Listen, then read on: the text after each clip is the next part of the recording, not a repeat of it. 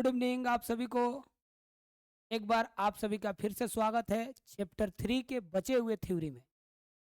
जहाँ तक आपको पता होगा हम लोगों ने वृषण के बारे में पढ़ा था और आज वृषण से आगे पढ़ने की बारी है। तो तब हम मानव जनन पढ़ रहे थे बच्चों, वुमेन रिप्रोडक्शन पढ़ रहे थे बच्चों। तो उसमें हमने नर जनन तंत्र को लिया हुआ था और नर जनन तंत्र में हमने वृषण के अंदर की सारी संरचना। आज हमारी बारी यह है कि हम वृषण के आगे जाने, एक बार थोड़ा सा रिवाइज करते हुए चलते हैं। तो नर जनन तंत्र है,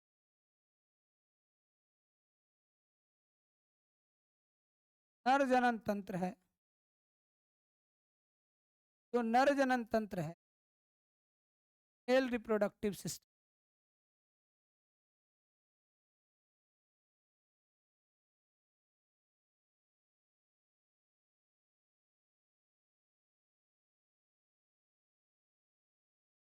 नर जनन तंत्र के अंदर आपने जो पढ़ा था वो क्या पढ़ा था? वृषण के बाद। तो बाबू नर जनन तंत्र में वृषण के जस्ट बाद अधिवृषण आता है। इधर हम लोग एक चित्र बना रहे हैं, एक संरचना बना रहे हैं, एक चित्र बना रहे हैं, एक संरचना बना रहे हैं। संरचना के बारे में समझिएगा, उसके बाद ही हम लोग आगे। तो जैसा आपने समझा था कि ये जो होता है वृषण, ठीक है, इस वृषण के अंदर एक खांच वाली संरचना पाई जाती।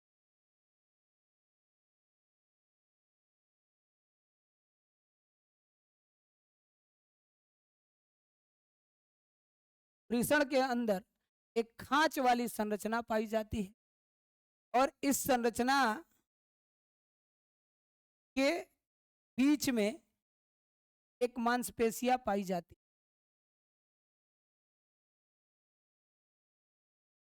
यही मांसपेशियां खांच का निर्माण। बाबू जो ये पार्ट, ये संरचना बना हुआ था, ये था वृषण।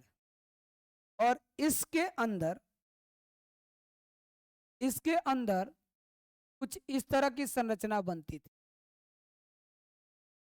इसे हम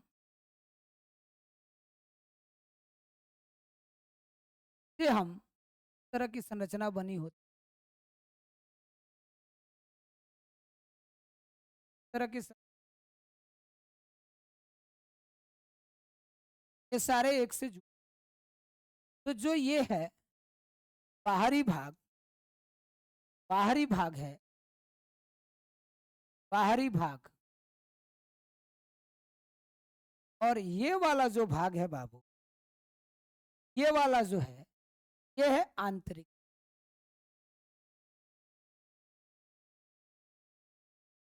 बाबू जो बाहरी भाग है, इस बाहरी भाग का निर्माण बाबू ट्यूनिका वेजेनेलिस से था और इस भाग का निर्माण बाबू ट्यूनिका एल्बुजिनिया से था। अब मेरे भाई यहां तक जब हमने पढ़ा था तो हमने ये भी बताया था कि ये जो अंदर स्प्रिंग जैसी संरचना है वो हम कहते हैं शुक्र जनन नालिका, शुक्र जनन नालिका। और ये जो खाली खांच बना हुआ है तो हम कहते हैं वृषण वृषण पालिका। तो मेरे शेरों, मेरे शेरनियों, यहाँ पे जो संरचना बना वृषण पालिका के बगल में, ये इस तरह का संरचना बना और इसे आपने नाम दिया रेटे टेस्टिस। क्या नाम दिया? रेटे से आपने नाम दिया रेटे टेस्टिस, रेटे वृषण।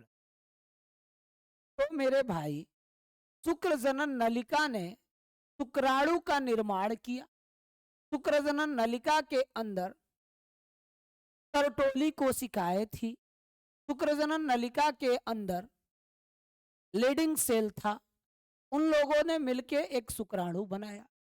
अब ये शुक्राणु यहां से रेटे टेस्टिस या रेटे वृषण। अब मेरे भाई इस रेटे वृषण से, ध्यान देना, रेटे वृषण से शुक्राणु को बाहर ले जाने के लिए शुक्रवाहिका मिली। शुक्रवाहिका मिली।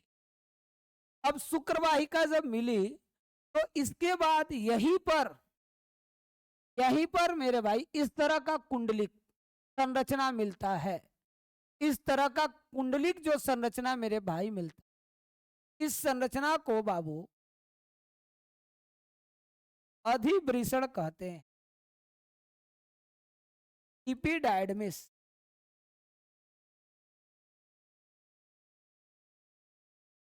इपिडायडमिस कहते हैं। तो बच्चों यहां तक तो हमने पिछले क्लास में पढ़ लिया। अब हमारी बारी इस इपिडायडमिस को जानने की है। अधिवृषण को हम कैसे जानेंगे? तो हमारी अगली टॉपिक, अगली श्रृंखला, अगला जो पॉइंट है वो अधिवृषण का है। तो आइए हम सभी मिलकर अधिवृषण को जानते। अधिवृषण, अधिवृषण अंग्रेजी नाम क्या है बबुआ?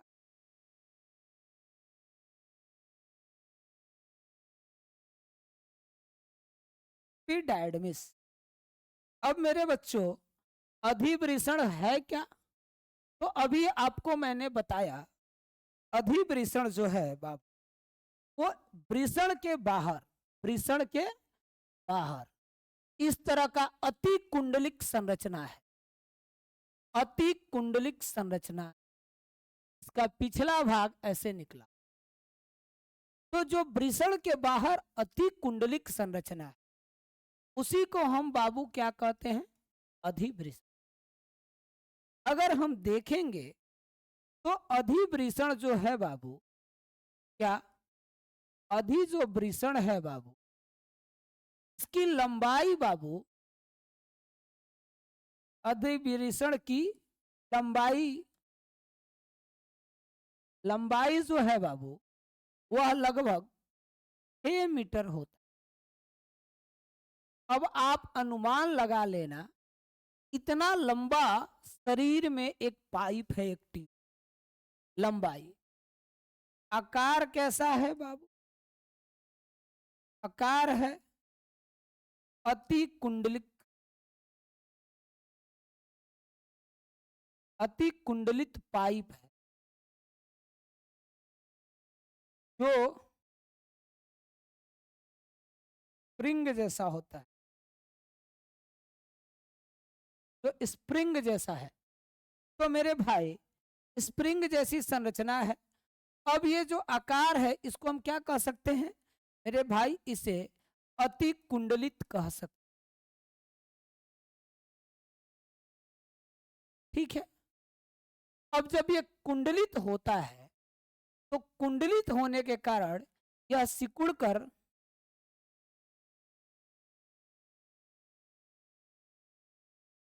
कितना हो जाता है? 6 सेंट। सिकुड़कर कितना हो गया मेरे भाई? 6। ठीक है मेरे भाई। अब बात ये आ रही है बाबू कि जब ये सेंटीमीटर 6 हुआ तो काम क्या है? तो पहला तो इसका काम है संचय। पहला काम है संचय। पूछिएगा सर किसका संचय? तो कहेंगे बाबू हम, यह जो संचय है बाबू यह है शुक्राणु का संचय। देखिए इधर वाला है जो फैक्ट्री था, जो पीछे बनाए थे, इस फैक्ट्री से जो शुक्राणु बना, इस फैक्ट्री से जो शुक्राणु बना, इस शुक्राणु एजा स्टोरेज हाउस में जाके, अब शुक्राणु का संचय कितना दिन तक? 1 मंथ तक। 1 माह तक, 1 मंथ तक का मतलब कितना दिन? 1 माह। कहोगे कि इसलिए लिख दिए 1 माह। तो 1 माह तक शुक्राणु का संचय करना। दूसरा बबुआ इसका काम जो है,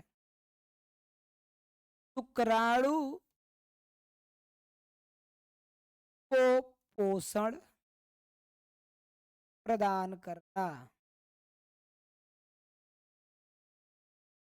तीसरा बबुआ जो इसका काम, तीसरा जो इसका काम, शुक्राणु को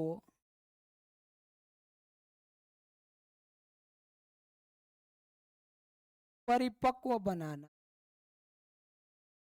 ठीक है बाबू। अब ये बात है कि मान लीजिए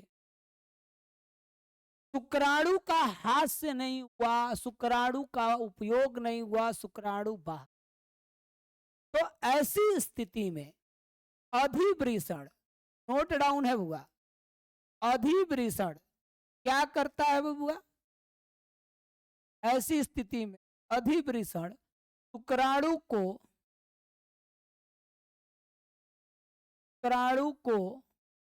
क्या करता हुआ? ग्रहण करके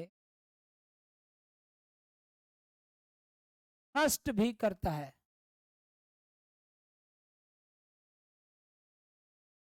शुक्राणु को ग्रहण करके नष्ट करने का काम भी किसका हुआ? अधिवृषण। अब एक परिपक्व शुक्राणु इस ट्यूब के माध्यम से, इस पाइप के माध्यम से आगे की ओर चढ़ेगा और इसको जो आगे की ओर ले जाएगा इसका नाम होगा शुक्रवाहिनी। शुक्रवाहिनी, शुक्रवाहिनी। ये शुक्रवाहिनी शुक्राणु को ले जाएगा। तो शुक्रवाहिनी का कुछ काम नहीं है। शुक्रवाहिनी एक पाइप है, इसका काम अधिवृषण से शुक्राणु को शुक्रवाहिका के बगल में जो उपस्थित है वो, अब यहां से शुक्रवाहिका यहां थी, यहां शुक्रवाहिका थी, ये सारे के सारे क्या है? ये वाले शुक्रवाहिका है। शुक्रवाहिका, शुक्रवाहिका, शुक्रवाहिका से शुक्राणु कहां गए? अधिवृषण में। अधिवृषण से शुक्राणु कहां गए? शुक्रवाहिनी में। शुक्रवाहिनी ने शुक्राणु को उठाया और उठा करके शुक्राशय के पास छोड़ दिया। अब आप पूछेंगे सर शुक्राशय क्या है? वेट करिए, आगे हम इस बारे में चलेंगे, बताएंगे। तो वह शुक्राशय,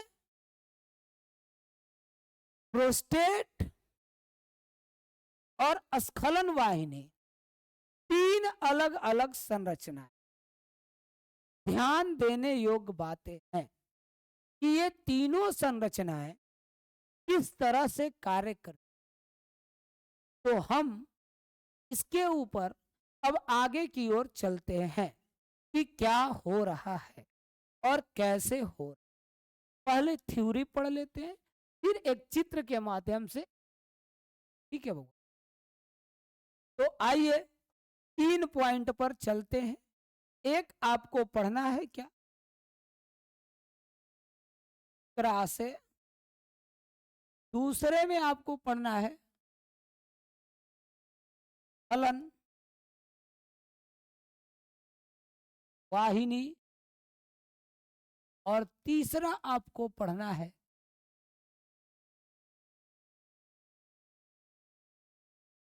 अरे भाई नर जनन तंत्र में इन तीनों का बड़ा ही विशेष कार्य। जब आप पढ़ोगे तो आपको समझ में आएगा। देखिए, तो शुक्राशय है ना, और जो स्खलन ने लिखा है उसको पहले समझा। अब मान लिया जाए कि इस वाले भाग से वृषण हटा दिए, तो ये लेके, तो ये लेके जहां आएगा उसके पास इस तरह की एक पाइप नुमा संरचना, इस तरह ये यहां पर आने के बाद चौड़ा हो जाएगा। चौड़ा हुआ, चौड़ा क्यों हुआ? क्योंकि इसे स्पर्म को बाहर निकल, और इसी जगह पे एक इस तरह की ग्रंथि पाई जाए, और ये ग्रंथि आगे चल के दोनों,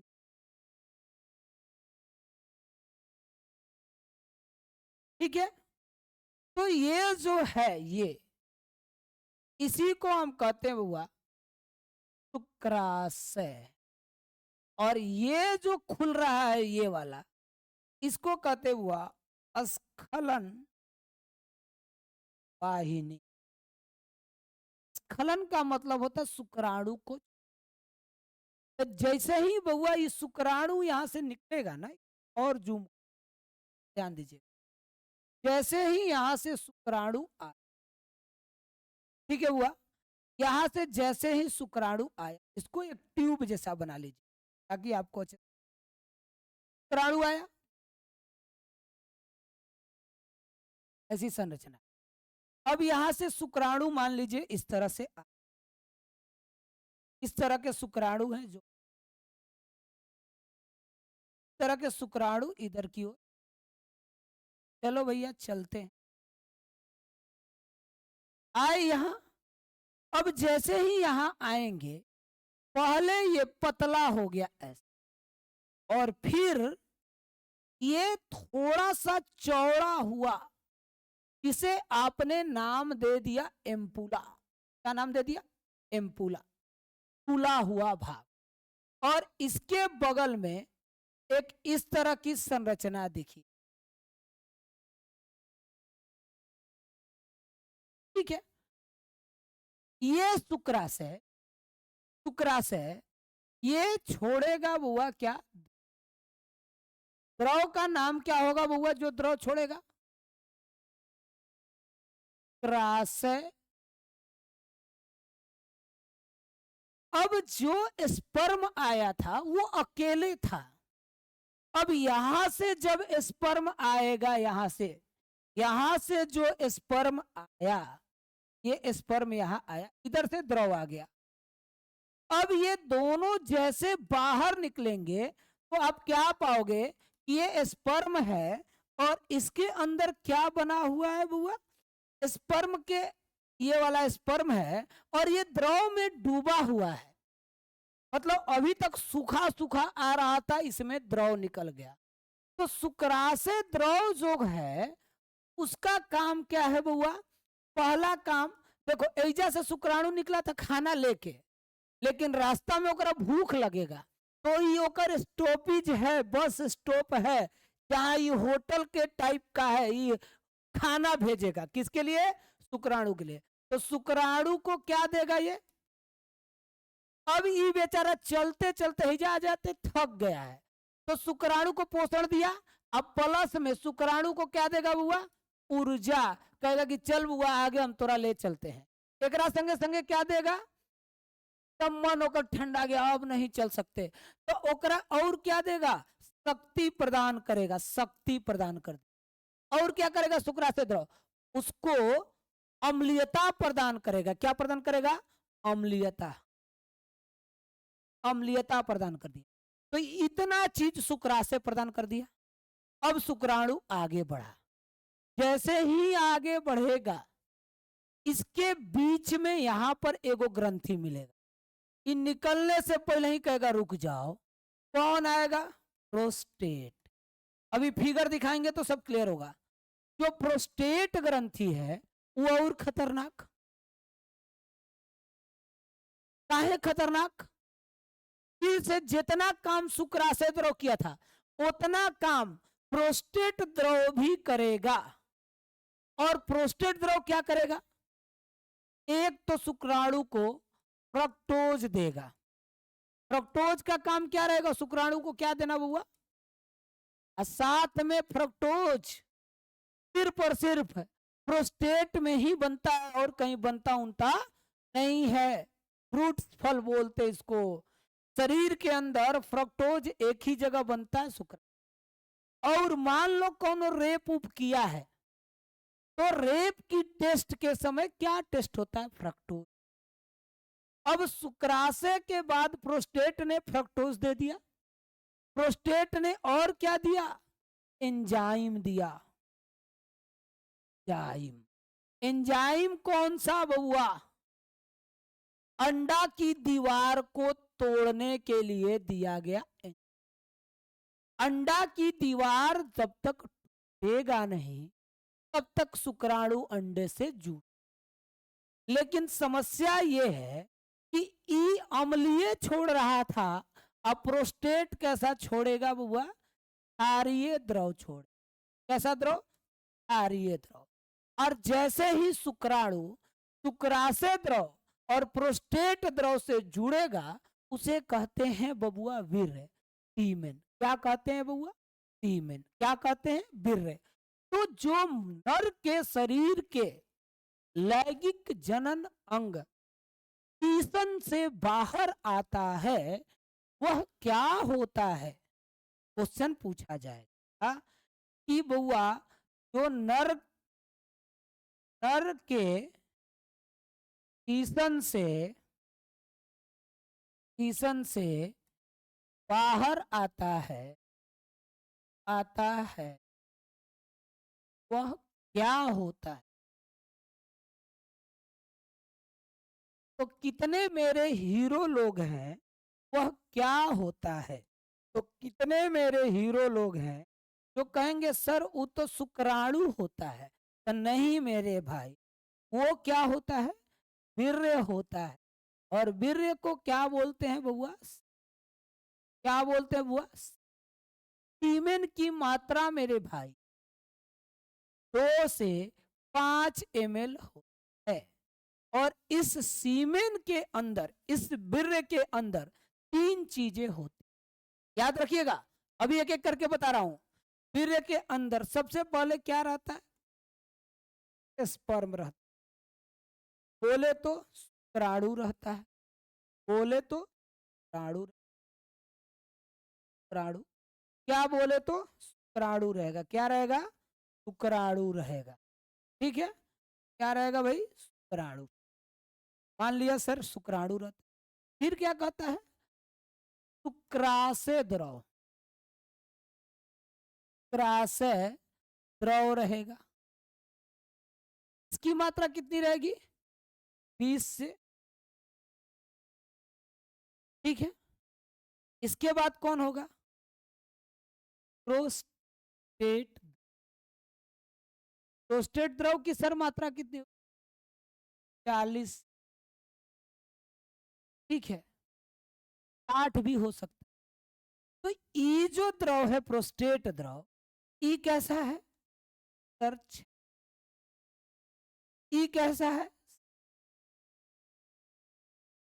और ई कैसा है, इसका कोई गुण नहीं। तो अम्लीय प्लस क्षारीय मिलाने पर तुम्हारे अनुसार उदासीन होगा, लेकिन अम्लीयता ज्यादा होने के कारण, सॉरी क्षारीयता ज्यादा होने के कारण जो वीर्य होता है, वीर्य का नेचर कैसा होता है बउआ, क्षारीय होगा। वीर्य कैसा होगा, क्षारीय। और इसका पीएच मान कितना होगा बुआ, 7. क्या होगा बुआ, पीएच। अब वीर्य के अंदर क्या होगा बुआ, शुक्राणु। पूर्व में अनुमान था बबुआ साइंटिस्टों का, वैज्ञानिकों का, हमारे डॉक्टरों का, हमारे आसपास के जो रिसर्च उनका, कि एक वीर्य में शुक्राणु की संख्या 30 करोड़ होती, लेकिन वास्तव में ये 10 से 15 करोड़ ही होती है। तो 10 से 15 करोड़ शुक्राणु में से केवल एक शुक्राणु ही है। तो मेरे भाई वीर्य बना किससे किससे है, शुक्राणु, शुक्राशय द्रव और प्रोस्टेट द्रव। मैं शुक्राणु के बारे में जान लिया, मैंने शुक्राशय जानना है, मैंने प्रोस्टेट जानना है, और फिर शुक्राणु की संरचना जाननी है। तो अच्छी खासी क्लास अभी बाकी है मेरे भाई, और ऐसा क्लास करने की जरूरत है जहां पढ़ने के बाद टोटल क्वेश्चन हो जाए। एक बार जब तक संपूर्ण क्वेश्चन आपका कंप्लीट नहीं होगा, मेरे को संपूर्ण थ्योरी कंप्लीट नहीं होगा मेरे भाई, तो क्या आप पूरी तरह से क्वेश्चन कर सकते हैं क्या, नहीं कर सकते। एग्जाम पैटर्न देखना है, एग्जाम नजदीक है, देखना है, लेकिन साथ में एग्जाम के साथ कॉम्पिटिटिव सेक्टर को भी फोकस है। तो अगर आपको खूब अच्छे से जानकारी, खूब अच्छे से पढ़ना है, तो इसके बाद का हम लोग वीडियो शुरू करने वाले हैं। इसमें शुक्राशय और प्रोस्टेट दोनों को मिला के हैं, ठीक है। तो अगला जो होगा उसको शुक्राशय और प्रोस्टेट के साथ पढ़ेंगे, और तब पढ़ेंगे वीर्य का कार्य और स्पर्म की सीमा। इसके बाद हमारा नर जनन तंत्र की होगी बाबू, समाप्त होगी, और फिर हम मादा जनन तंत्र के कार्य कर जाएंगे। कोई दिक्कत यहाँ तक? कोई दिक्कत नहीं होनी चाहिए। थैंक यू सभी को। और चलते हैं फिर से लोग नेक्स्ट टॉपिक की ओर, पॉइंट की ओर, ताकि हम लोग